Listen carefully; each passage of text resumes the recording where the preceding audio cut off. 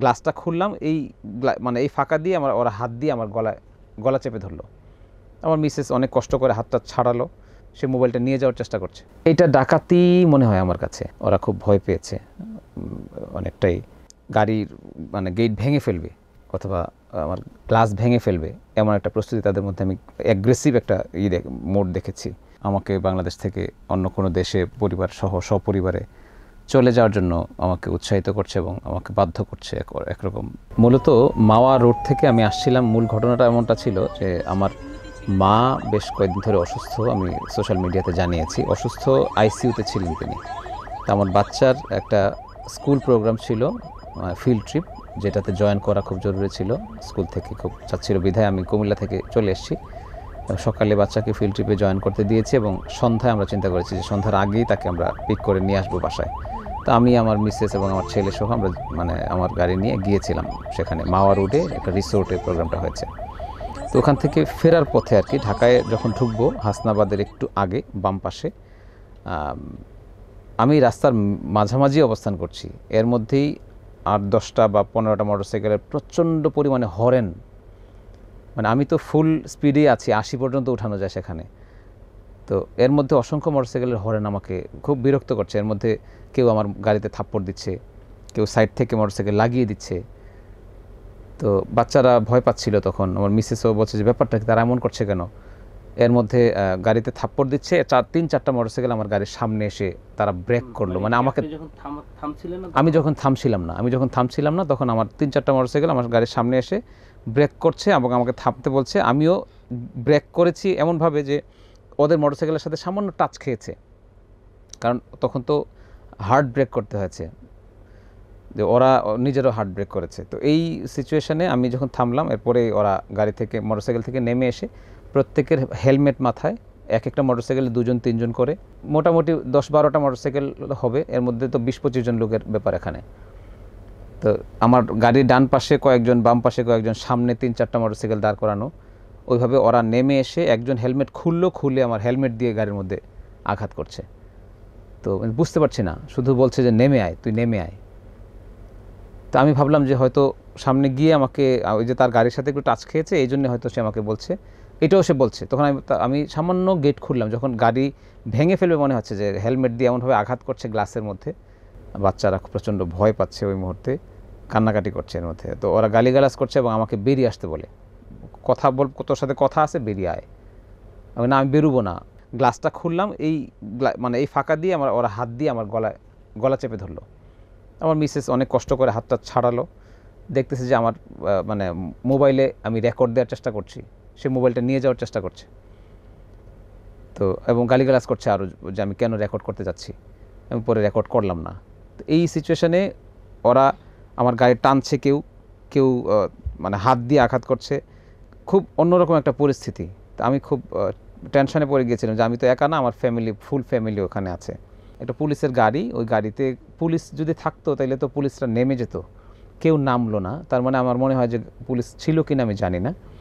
পুলিশের গাড়ির সামনের সিটে ড্রাইভার যিনি পুলিশ, উনি তো ইউনিফর্ম পরা।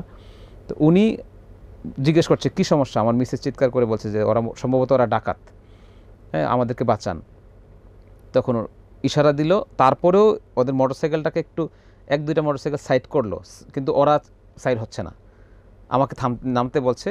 তো পুলিশ যখন নাকি বলছে যে আপনি টান দেন, আপনারা চলে যান, টান দিয়ে সামনের দিকে চলে আসছি। কেন তারা, কোত্থেকে তারা আসলো, আমি কিছুই বুঝতে পারছি না আসলে।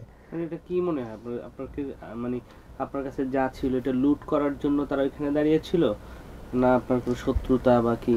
আমি এই বিষয়ে বলবো যে আমার সাথে কারো শত্রুতা আমার জানা মতে নাই, আলহামদুলিল্লাহ। কারণ হচ্ছে আমি কখনো আমার দ্বারা কারোর ক্ষতি হয়নি, প্লাস আমি মনে করি যে আমার সাথে কারো কোনো লেনদেন নেই। চেহারা দেখেও আমার কাছে মনে হয়নি যে আমার উঠা বসা বা আমার চলাফেরার মধ্যে তাদের কাউকে কখনো আমি দেখেছি, আমার এমনটা মনে হয়নি। সো এটা পরিকল্পিতভাবে আমাকে টার্গেট করেছে কিনা আমি জানি না, এটা ইনভেস্টিগেশন করলে হয়তো বোঝা যাবে থানা থেকে। আমার যেহেতু সামান্য একটু ভিডিও ক্লিপ আছে, ওরা যখন চলে যাচ্ছিল তখন আমি সামান্য একটু ভিডিও করেছিলাম, ওই ভিডিও ক্লিপটা আমি আপনাকে দিচ্ছি। তো ওই ভিডিও ক্লিপটাতে বোঝা যাচ্ছে যে ছেলেটা হেলমেটটা খুলেছিল তার চেহারা একটু দেখা যাচ্ছে, বাকি প্রত্যেকের হেলমেট মাথায় দেয়া। সো এখানে আমি বুঝতে পারছি না যে এটা আসলে তারা কারা। এটা ডাকাতি মনে হয় আমার কাছে, না ছিনতাই? এমন এমন কিছুই একটা, ডাকাতি বা ছিনতাই এমন কিছুই একটা হওয়ার কথা। আমি যখন পরবর্তীতে আমাকে অসংখ্য ভাইয়েরা আমার খোঁজ নিয়েছেন, আমার পরিচিত অপরিচিত, তো অনেকেই তাদের অভিজ্ঞতা শেয়ার করেছেন আমার সাথে যে না ওই রাস্তার মধ্যে মাঝে মধ্যেই এমনটা হয়, ছিনতাই হয়, ডাকাতি হয়, মানুষকে জিম্মি করে, গাড়ি জিম্মি করে। পুলিশ কি বললো? তারা এটাই যে এই রাস্তায় মাঝে মধ্যে এমনটা হচ্ছে, তাদের কাছে ইনফরমেশন আছে। তো এটা তারা, আমি ভিডিও ফুটেজ দিয়ে এসেছি, তারা দেখবে, পরে জানা যাবে, বোঝা যাবে এটা কি। 3-4 দিন ধরে তো ট্রমাটাইজ ছিলাম আমরা সপরিবারে, কারণ এমনিতেই আমার আম্মা অসুস্থ, আইসিইউতে ছিলেন, তার মধ্যে আবার এই ঘটনা। তো বাচ্চারা তো ছোট মানুষ, ওরা ওদের চোখের সামনেই একটা মানে বিপদ ঘটে গেল, এটাতে ওরা খুব ভয় পেয়েছে। গাড়ির মানে গেট ভেঙে ফেলবে অথবা আমার গ্লাস ভেঙে ফেলবে, এমন একটা প্রস্তুতি তাদের মধ্যে আমি অ্যাগ্রেসিভ একটা মোড দেখেছি।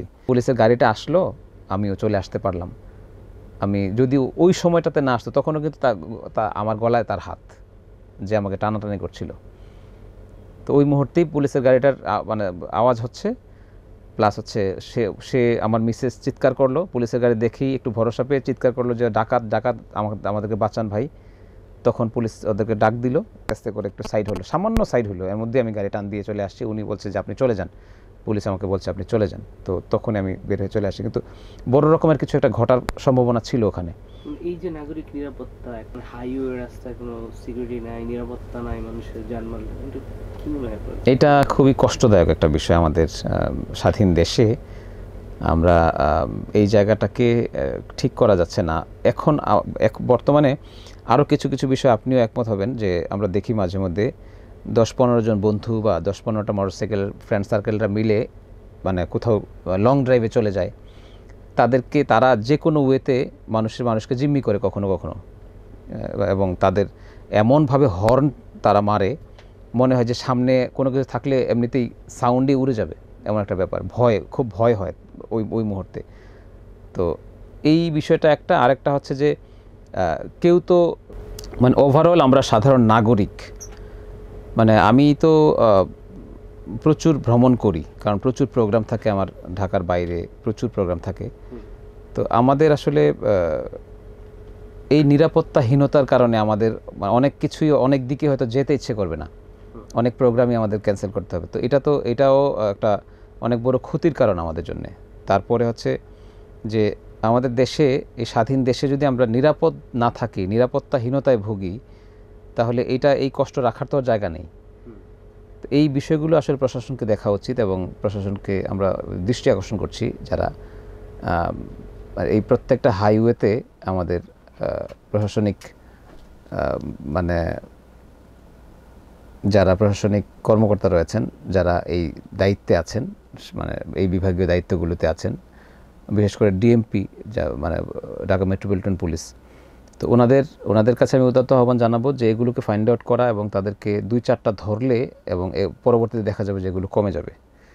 মানে এক কথায় যে কিশোরদের মধ্যেই বা খুব অ্যাডাল্ট যে মনে হয়নি তাদেরকে আমার, মোটরসাইকেল প্রেমী বা মোটরসাইকেল প্রেমী সাজে, অনেকে মোটরসাইকেল প্রেমী, ঠিক আছে, সে লং ড্রাইভ দিচ্ছে, কিন্তু কেউ কেউ আবার এটারই সুযোগ নিচ্ছে যে এটা দিয়ে তো ডাকাতি করা সম্ভব, এর মাধ্যমে তো অনেক কিছু করা সম্ভব। কিন্তু তারপরেও আমরা যেটা বাস্তব বিষয়, যে কিশোরদের মধ্যেও রক্ত গরম একটা ব্যাপার আমরা কখনো কখনো ফিল করি, যে তারা মানে যে কোনো গাড়ি দেখা যায় যে একসাথে হরেন দিচ্ছে, গাড়ি উড়ে চলে যাবে, বাট এরকম তার সামনে কোনো গাড়ি থাকতে হবে না, রাস্তা ফুল ক্লিয়ার থাকতে হবে।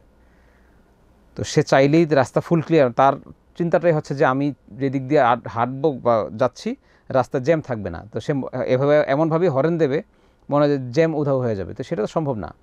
আর খুব অ্যাগ্রেসিভ মেন্টালিটি নিয়ে এরা চলে, সবাই না, কিন্তু আমাদের আসলে নিজেদেরকে কন্ট্রোল করা উচিত এই জায়গাটাতে। এবং আমি মনে করি যে এটা কন্ট্রোল করা সম্ভব একমাত্র প্রশাসনের, যে যদি প্রত্যেকটা রোডে চেকপোস্ট হয় এবং যাদেরকে সন্দেহ হবে তাদেরকে ধরে চেক করা, বা তাদের কাছে কি আছে, কোথায় যাবে, বিশেষ করে এইটা করা খুবই জরুরি, যে একসাথে 8-10টা মোটরসাইকেল দেখলেই বুঝতে হবে যে এখানে তারা ঘুরতে গেলেও কোথাও না কোথাও বিপদ ঘটায় আসবে।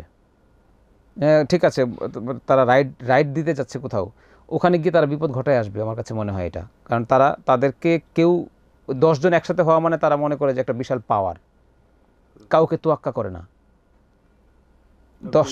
10টা মোটরসাইকেল থাকা মানেই তাদের পলিটিক্যাল আশ্রয় আছে, মানে তারা যেখানেই যাবে 10 জন মানে 20 জন পেছনে একজন একজন করে 20 জন মোট। এই 20 জনের তারা যা টার্গেট করবে সেটা তারা বাস্তবায়ন না করতে পারা পর্যন্ত তারা কিন্তু থামবে না।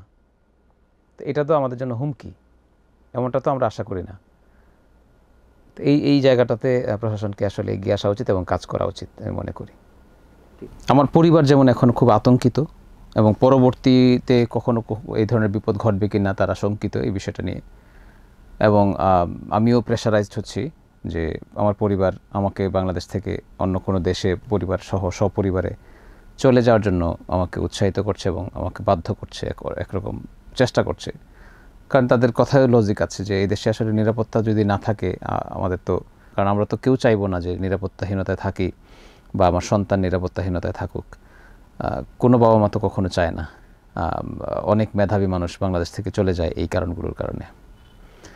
তো এই বিষয়টাতে আসলে আমরা খুবই দুঃখী এবং আমি উদাত্ত আহ্বান জানাবো সংশ্লিষ্ট প্রশাসনকে যে এই বিষয়টা খুব ভালোভাবে নজরদারিতে নেওয়া এবং এগুলো সমাধান করার জন্য।